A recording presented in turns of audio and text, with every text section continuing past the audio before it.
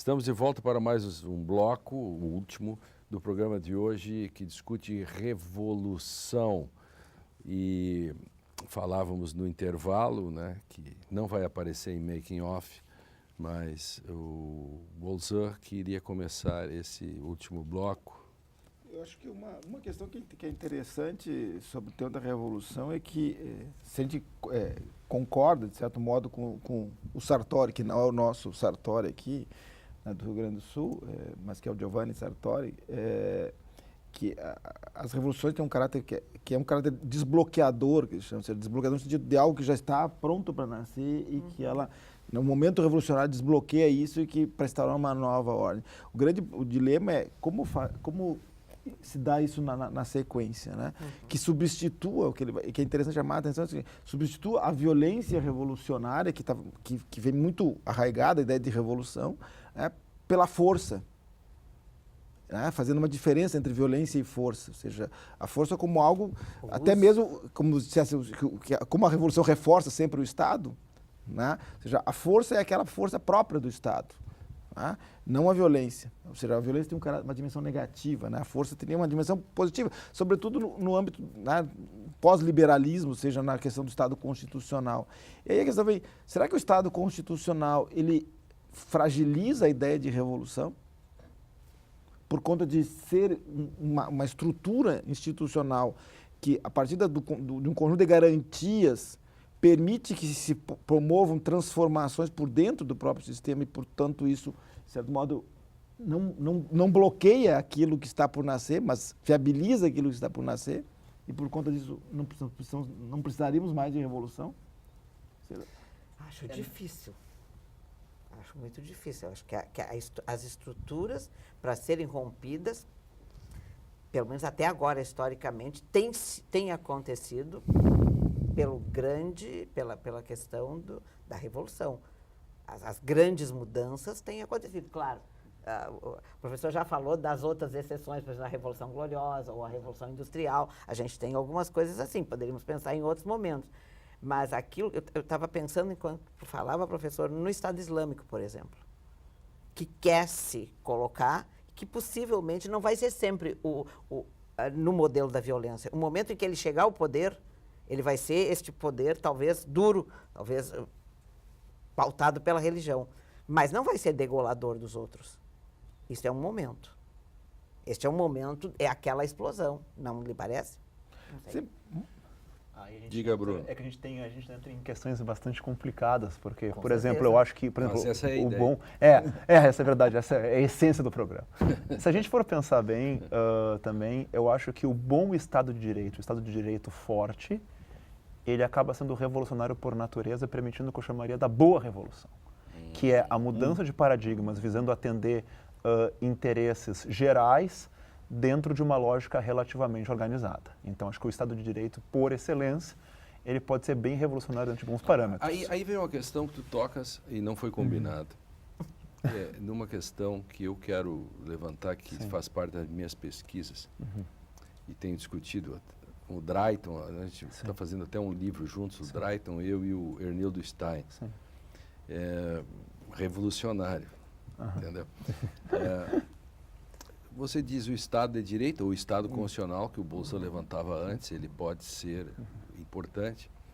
Mas aí vem uma questão, se ele está baseado numa Constituição, portanto, nesse momento, entra a questão da preservação do seu texto.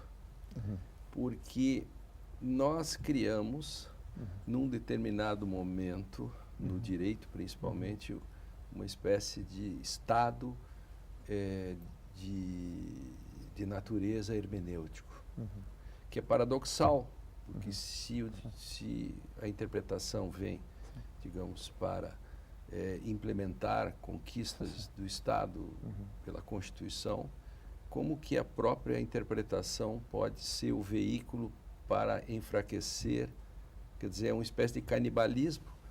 O direito virou canibal e, portanto, quando se fala em Estado constitucional, que Estado constitucional se a interpretação faz com que aquele texto que estabelece já não é mais esse texto, porque ele acaba se destruindo por uma sobreinterpretação, que diria o Humberto Eco, para homenagear o Eco. Aí É o perigo sim. de uma pós-hermenêutica e uma pós-verdade narrativa. A gente tem um dilema que ele é bastante complicado, porque da forma que a gente concebeu também um pouco, acho que a nossa própria Constituição como uma espécie de, seria mais ou menos um compêndio de leis, teoricamente, ou sempre pensado muito normativamente. Eu gostaria sempre de pensar uma Constituição, primeiro, como um conjunto de valores de um dado momento que acaba se virando um livro, eventualmente. E é uma discordância que eu tenho um pouco aqui com alguns colegas aqui do direito aqui no Brasil, excelentes amigos, todos eles. Mas eu acho que às vezes aqui no Brasil a gente ocorre do que eu chamaria de uma sacralização excessiva da Constituição. Essas horas eu prefiro um pouco mais o exemplo americano de que ele tem Mas eu não, algumas mas aí coisas de valores o essenciais. Bolzan e eu vamos te contestar. Eu sei que vocês vão me contestar. Não existe isso. Isso é um mito. Acho. A sacralização do texto é uma lenda urbana. Porque Não na há mais prática não texto funciona. constitucional. Exato. É o que nós dizíamos antes. Esse texto desapareceu. Isso é o espantalho. Sim. É a teoria do espantalho. Nós Você- criamos você o espantalho. Você com usa, ele também agora. usa o valor simbólico da Constituição contra a própria Constituição. Explica Eu isso. acho que essa é a questão interessante aqui. Você E- está e certo aí- na tese, mas não Não na experiência, aplicação não, da- a experiência brasileira, por isso que eu digo, essa sobrevalorização da Constituição é muito mais um discurso simbólico do que uma prática efetiva. Ao contrário, talvez a prática efetiva seja exatamente o oposto disso. E o que a gente está vendo agora é que essa prática está repercutindo socialmente. Ou seja, quando você vê pessoas dizendo um golpe de Estado constitucional ou a ditadura constitucional, você vê algumas manifestações por aí, na realidade, eu acho que isso é uma colagem social daquilo que está se fazendo institucionalmente. Bom, vamos lá. Ou seja, se a Constituição tivesse um valor tão forte, tão impregnado, ou seja, como alguns setores Como é que tu subverteria ela tão facilmente? pensariam em exatamente É subverter a Veja a ordem. sobreinterpretação. Uma juíza no Rio de Janeiro contra expresso texto legal, e a gente sabe que são limites textuais. Qualquer um de nós sabe. Ela permitiu que a polícia reviste toda a favela, independentemente de identificação, alegando que há uma espécie de estado de exceção. Sim. Mas onde não há mais texto, não há sacralização de texto. Se houvesse sacralização do texto, ela diria, mesmo que você me peça isso, Estado, não posso fazê-lo porque tem direitos individuais que estão na Constituição, porque o texto, neste caso, brincando com você, claro. é sagrado. Aqui E ele aconteceu o deixou de contrário. mais- É exatamente. É o que o professor Bolzan tenta, nas suas pesquisas, mostrar, e chama de Jurisprudencialização da Constituição. Isto.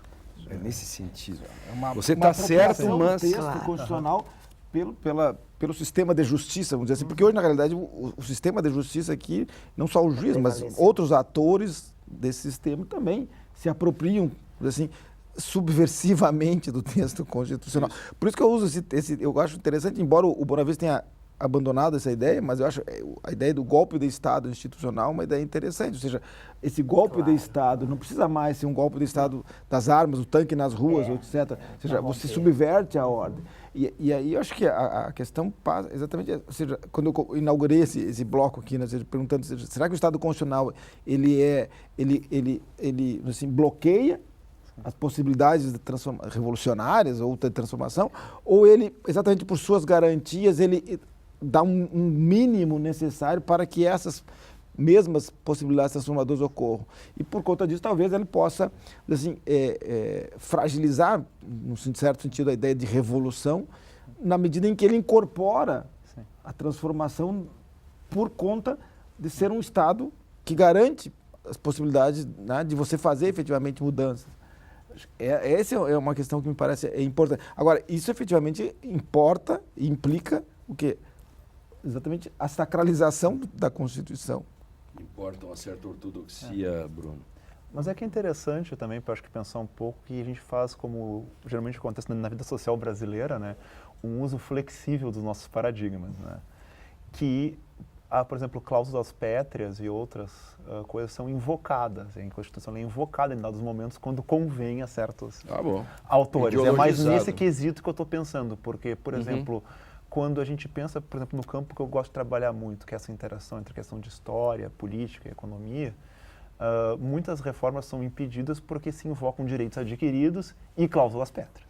Claro. E aí que eu acho que, para um observador, pelo menos com a minha perspectiva, Claro. acaba acontecendo um pouco isso. Mas é Não, aí interessante você tem pensar toda a isso razão, assim, claro. porque aí você tem Dentro desse foco específico. o patrimonialismo aí impede qualquer avanço. É. Porque Exatamente. Mas é um uso flexível. as corporações, o Brasil é dominado por exatamente corporações. isso, exatamente. Então, É isto que não as muda. mais fortes são as do sistema de justiça. As mais fortes são do sistema de justiça. Aí hoje cada vez mais... Que neste momento estão em alta e cada vez mais. Todas as coisas estão sendo buscadas aí. Agora, talvez a questão aqui seja exatamente qual é o limite dessa invocação, ou seja, onde essa invocação, ou seja, ela é bloqueadora e não liberadora. Tá? Claro. A mesma coisa, bom, mas será que assim, a justificativa econômica ela é viável para dizer, bom, nós não podemos mais manter certas garantias por conta da realidade econômica? Da realidade econômica, entre aspas, né? Porque a realidade econômica também é uma realidade construída. Né? Ou seja, quando você fala, só um exemplo, né, se há um tempo, a questão da reforma da Previdência. Ou seja, bom, hoje você tem menos trabalhadores na ativa para sustentar os aposentados, os pensionistas, os beneficiários da Previdência. Mas ninguém discute, por exemplo, que hoje você tem menos trabalhadores, mas a produtividade da indústria é muito maior com menos trabalhadores. E é inexorável que isso fosse acontecer. Claro, exatamente. Ou seja, Isso faz parte esse do projeto de sociedade que libera o homem do jugo do trabalho, da subserviência ao trabalho, pela própria tecnologia, ou pela revolução tecnológica, não é levado em consideração. Estamos chegando quase ao final. Quero saber quero saber se foi bom para você também, Bruno. Foi, acho que eu consegui encontrar um momento de satisfação. Foi uma maravilha. Obrigado pelo convite. Bem-vindo aí, né? Muito obrigado, muito generoso o convite. E foi bom para você também, Heloísa? Com certeza, Tá claro. bom. E para o professor É Bolzan? sempre bom, né, ser confrontado com verdade. ideias. Muito bem, eu gostei muito também. É um tema vasto e tem que fazer o Revolução 2, porque acabamos Difícil e discutindo questões mais cotidianas, muito ligadas ao Brasil, mas eu acho que o telespectador vai gostar disso. Direito e Literatura fica por aqui. Assista este e outros programas no facebook.com/Direito e Literatura, no canal do YouTube da TV e Rádio Unicinos. Não esqueça de participar, fazer sugestões. Espero você no nosso próximo bloco para outras grandes temáticas. Até mais.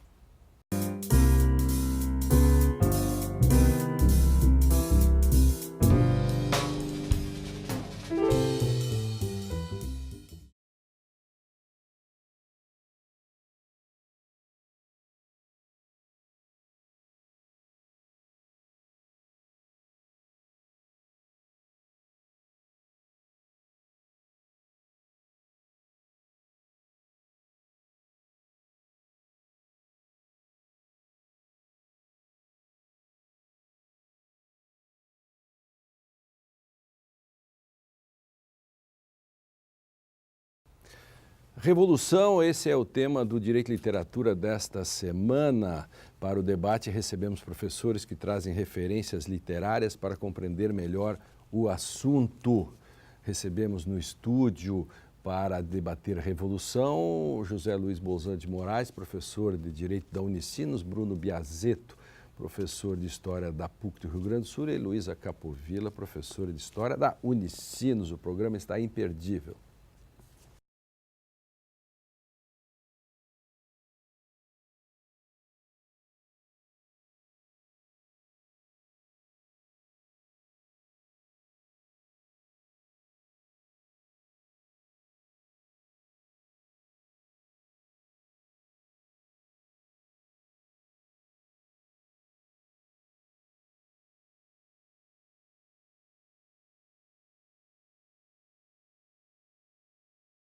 Olá, ouvintes da Rádio Unicinos FM, aqui quem fala é Helênio Streck, apresentador do nosso Direito e Literatura, próximo programa vai debater o tema revolução. Afinal, o que é a revolução? Todos falam em revolução, revolução copernicana. Que palavra é essa? Revolução dos bichos, revolução de 64, o golpe de 64?